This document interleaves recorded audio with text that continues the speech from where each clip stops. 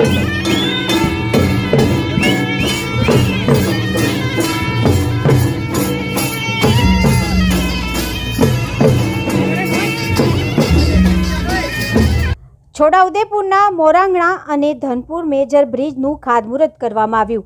ધારાસભ્ય જયંતિભાઈ રાઠવાના હસ્તે કરવામાં આવ્યું ખાતમુહૂર્ત।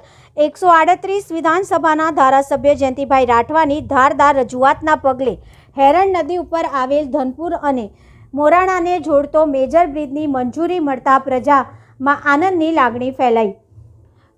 કંડલા જિલ્લા પંચાયતના ધનપુર અને મોરંગણા ગામે જોડતા 6.5 કરોડના ખર્ચે બનાવવામાં આવશે મેજર બ્રિજ। જ્યારે વર્ષો જૂની માંગને સ્વીકારવામાં આવતા